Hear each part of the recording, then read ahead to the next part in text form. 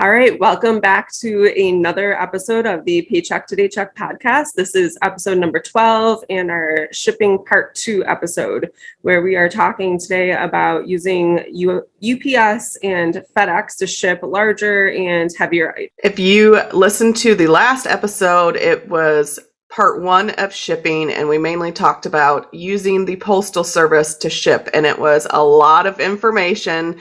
We wanted to separate these two because they are a little different. I don't use the UPS as much as I use the postal service, and I really don't use FedEx as much as I use UPS. But let's talk about UPS and why it would be a good option if you are shipping. Last episode, we talked about how the Postal Service has all the flat rate envelopes, which makes it very convenient to choose which one you want to use, especially if you're selling on Poshmark and they allow you to choose a priority medium flat rate or large flat rate box under 5 pounds.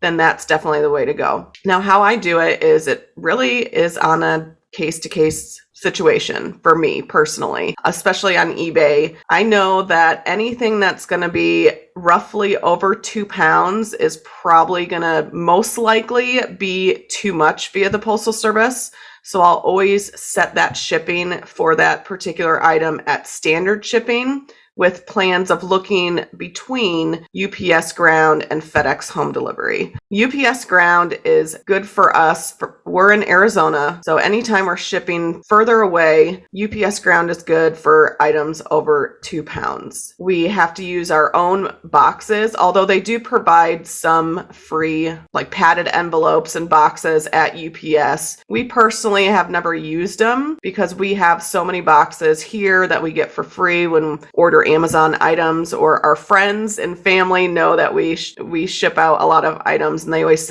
save boxes for us. So we usually use those instead of the ones that they have for free. I think one of the biggest things is the heavier items, because the Postal Service does charge so much that UPS Ground tends to be a lot cheaper. I know when we ship golf clubs, we used to use the Postal Service. We used mailing tubes that were they were about 5 by 5, and then sometimes they were anywhere from 38 to 45 inches long, depending on how long the golf club was. But the Postal Service did a $15 surcharge on those, making UPS Ground a lot cheaper. So it went from $25 to $30 via the Postal Service, but if you ship those on UPS Ground, those items, we only get charged about $11 to $13, which is amazing. And we just buy those particular boxes on Amazon. They're 4 by 4 by 48 inches, and we cut them down as needed. So that's when UPS Ground really comes in handy. It does take a lot longer to ship. It's going to take, between 1 to 5 business days. You can't ship anything over 150 pounds or 108 by 165 inches. So you are kind of limited with size. But for the most part, if you're reselling, especially on eBay, you're probably not going to have an item that big. You might, but you probably won't.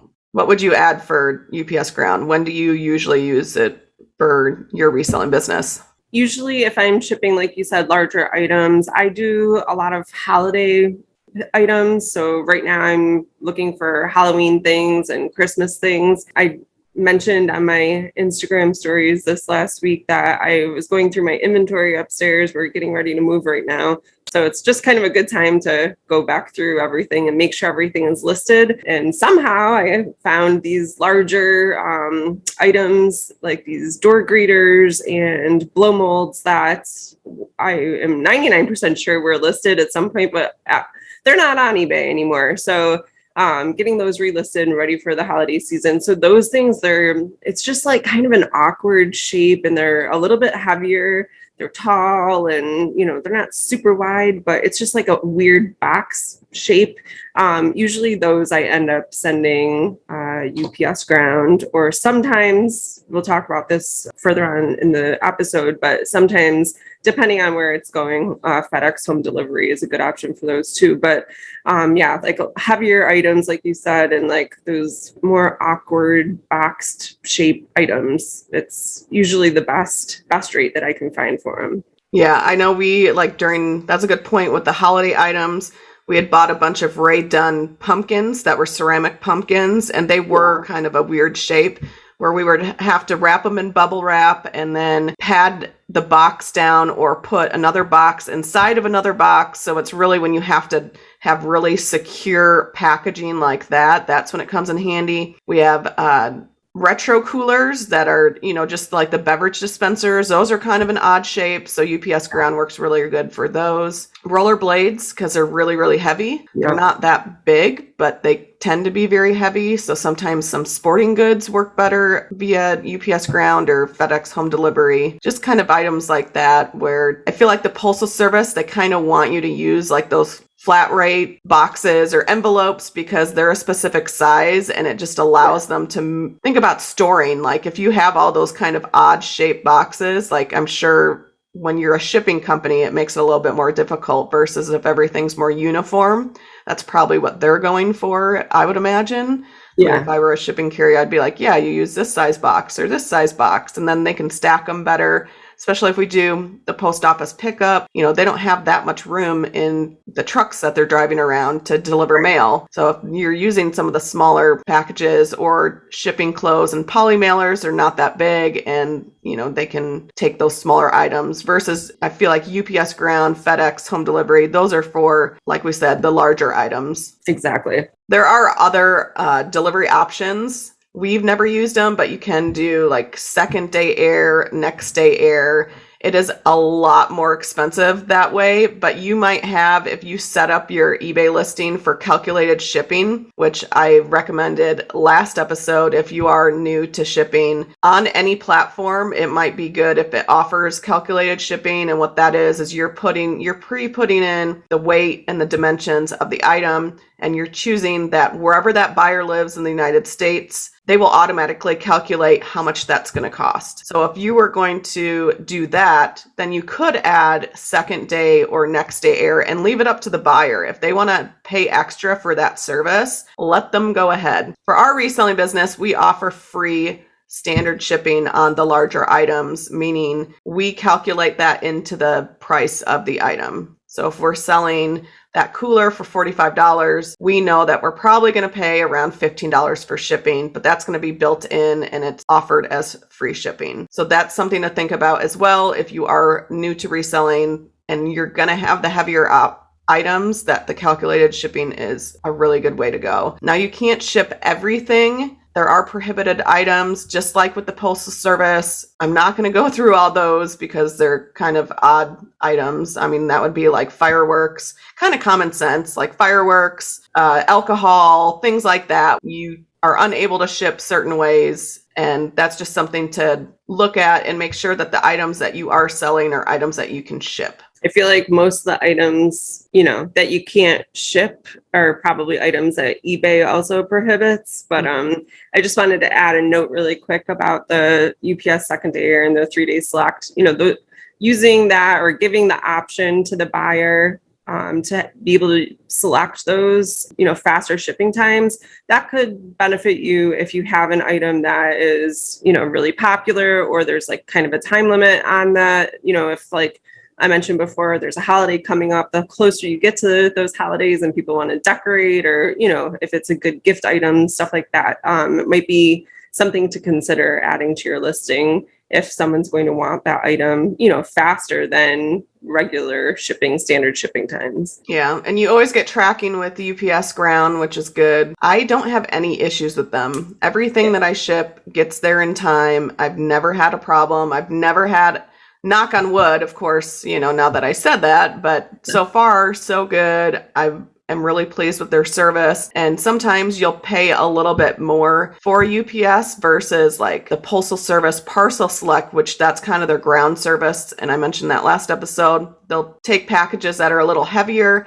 but you don't have that shipping insurance, which is really important, especially as a seller. You want to make sure that if you're using a particular service and package gets damaged or package gets lost, that you're getting reimbursed and you have that, that comfort that service is going to cover anything that happens. Another thing for UPS ground, you drop the items off at any UPS store. Another nice thing, at least around us, the CVSs actually accept UPS packages. Now, we went in one day with, I think, 4 or 5, and they were like, yeah, that's the limit. So it's a convenience thing. If you have maybe 1, maybe 2 packages, you can drop them off at CVS. Otherwise, you have to look for the UPS stores, which those seem to be more common than FedEx to us, at least in our area. But it's free. You go, you've already printed out your label, your item is labeled, and 9 times out of 10, you can ask the specific UPS store, hey, I have these packages, they're pre-labeled, where do I put them? And they sometimes will have a spot where you can just go and drop them off. It's very quick, fast, you don't have to stand in line, and that's a good convenience. But you can also schedule pickups. So let's say that you start having 10, 15, 20 packages a day that need to go to UPS. It's kind of an inconvenience, especially if it's just you working on the reselling. It's kind of hard to take all those. You're going to need a cart or you're going to need a basket to bring them all into the store. They do offer scheduled pickups, and most of the time they do charge a fee. I think they raised ours in our area to about $13.50. So if we wanted to get stuff picked up, this is especially good if you're selling on Amazon and you have a large shipment to ship into Amazon, and you've got all these boxes. You can have UPS come to your place and pick them up. And yes, you're going to pay money, but it's a huge convenience that you don't have to then bring it to a UPS store. Yeah, especially if you live in a more remote area with gas prices increasing right now, and time is money. Now, Liz, do they charge that fee monthly, or is it per pickup, or It's what? per pickup. Per pickup. Okay. Yeah, so you would open up a UPS account, and then you would go in and put in all your information, your credit card, your address, and then there's an option to schedule a pickup. And it's pretty simple. And then you can schedule a time. It's usually a 4-hour window. For us, it's always they want us to schedule them between 2 and 5, just because of the way we're way east of Phoenix. So a lot of times those drivers are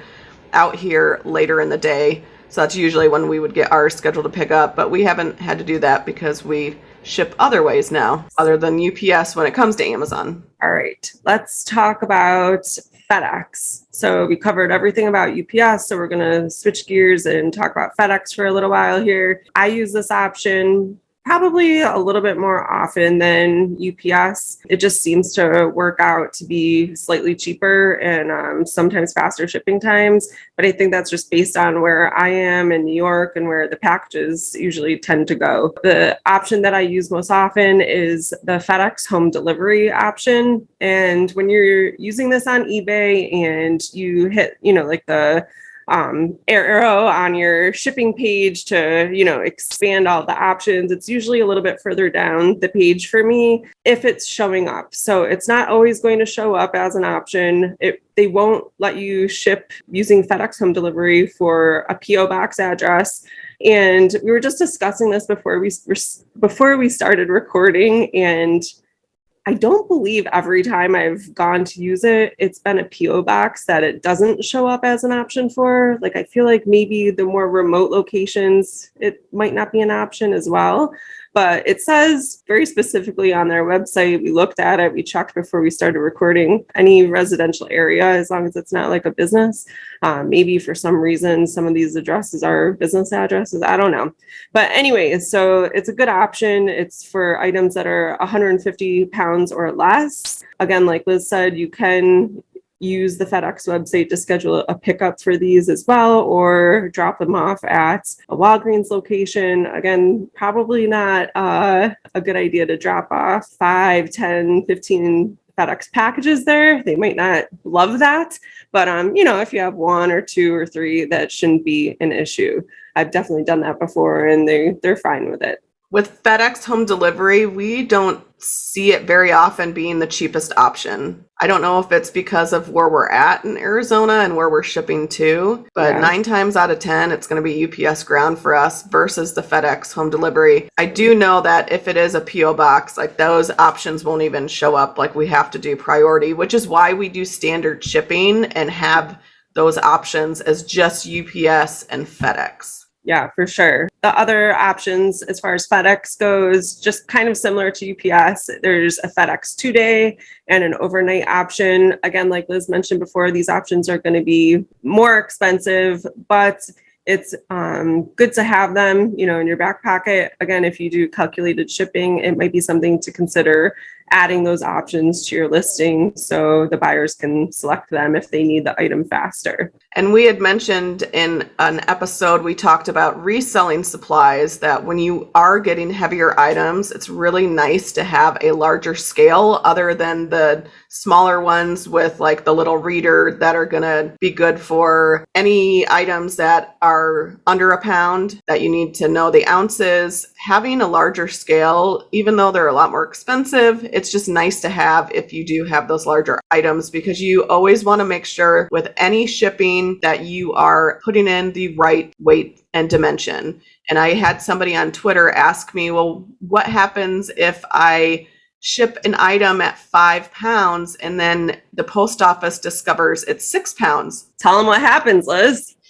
Well, you get charged for that. They'll say, hey, this is not right. So they'll actually adjust your shipping label, and then you're going to get charged more money, especially on eBay. That's what happens. So always make sure that you have the right supplies for shipping, especially with larger items, because it's really hard with some items when you have the smaller scale. It's not as accurate. I know Casey, he'll put a garbage can on the scale and then weigh it so he knows how much that is, and then he sets the weight, and then he puts the package on top of it, so then that way he can actually read what it is, which that's a tip. But that doesn't work with really, really heavy items. Like, you would want a larger scale to be able to weigh those and be accurate, because that's really important. I would never trust a bathroom scale. Okay. Those are not accurate a lot of times, and you're going to be in the situation like with the smaller scale where the box is going to go outside of the scale and you're not going to be able to read it accurately. So that's just a good tip to have, especially if you're new to reselling and plan on shipping heavier items. It's time for another What's in Our Reseller Toolbox. In this segment, we share the latest tips and tools to help you build and grow your reselling business. Let's find out what tool we have for today. In today's segment for the Reselling Toolbox, we want to talk about a way to ship large and heavy items through a service called Uship. Now, this was something that was introduced to me by my mother-in-law, Bolo Brenda. On eBay, she sold a gun safe that was giant. So think about the size of a dresser, and it was a very heavy gun safe. How in the world do you ship that? With UPS, FedEx, you can only ship up to 150 pounds. Well, this is way over 150 pounds, and she sold it for a lot of money on eBay. She found a service called Uship, and really what you do is create a profile. You list an item that you need shipped, you put pictures, you put in the dimensions, all the information, and then you can either get bids from multiple shipping companies. So it might be somebody who has a truck and they do a shipping service, and maybe they do larger items. Could be a big shipping company, could be somebody with a vehicle that's like, hey, you know what? I signed up for this. I'm going to be driving from Phoenix, Arizona to Florida, and I'm going to look on there and I'm going to find people that are going to pay me to bring their item from Arizona to Florida, which is a really cool service. So you can do either bids where people bid on it, or you can set a price. So this is really good for, like I said, dressers. On there, they have, like, if you're shipping vehicles, maybe you have a large jukebox that you just sold and it's really heavy and there's just no way that you want to ship it other than knowing that you're going to hand it off to somebody and they're going to bring it to the end buyer. You don't pay until it gets delivered, and then you rate the company or the person, whoever is shipping it for you, at the very end. So you can see ratings before you select anyone who has bid on shipping that item for you. Yeah, that is an awesome tip. And it just blows my mind and amazes me. Like, when my parents started selling on eBay way back in the day when I was like in middle school, this stuff didn't exist. You might be able to find someone in the penny saver that you could pay to drive it from Arizona to Florida, but that was about it. Like this wasn't a thing. And it's just amazing to me, the further and further this kind of community advances and the things that they're finding to use to their advantage. Like, holy cow, that's amazing. All right, back to the episode number 12, where we're talking about shipping via UPS, FedEx, heavier, larger items when you are reselling. Let's talk about shipping LTL, which is less than truckload, and when that would be a good time to use LTL. So when you are shipping on Amazon and you do small parcel, you're just using the UPS. They use UPS, they get discounts. So you might have 5 boxes of product that you're shipping into Amazon, you would just use UPS. If you have enough to cover a pallet, which a pallet is usually 48 inches by 48 inches, that would be good if you have a lot of boxes and you want to save on shipping. The difference between shipping, say, 30 boxes into Amazon via UPS ground and then 30 boxes on a pallet LTL is a huge discount. That's really important if you're doing wholesale and you have a lot of like items. Private label is what we mainly do on Amazon. And we have already, our product comes to the warehouse on pallets. We rearrange them by SKU and then we ship them LTL, less than truckload. So we have, let's say, 10 items per box. We put them all on the pallet. We label each box. We wrap it with like the clear saran wrap all the way around. And then we schedule for a company to come and pick it up through Amazon. So they have their provided carriers, just like they use UPS for just single boxes. They use their specific carriers for LTL. It's usually Central Transport. Oh, and then Estes, which Estes is the worst. We're not big fans of them. But with the LTL shipping, it's not going to apply to everyone, but it's just an option, especially if you're selling on Amazon. You will have to have a pickup location. So at our warehouse, we have a loading dock, pallet jacks, we have a forklift, we have everything we need. So that way when the driver comes, they're not going to need a lift gate on the back of their truck, which is an extra fee if you have that. Now, we used to get pickups by semis at our residence, which we have room for a semi to back up to our driveway, but we never had a pallet jack or a forklift. So we would get charged a residential fee and then also a fee for them to have a truck with a lift gate, because believe it or not every single truck has a lift gate on the back. You would think as a company, they would be like, oh, there's more people shipping residentially. We should probably invest in those, but they must be a lot of money.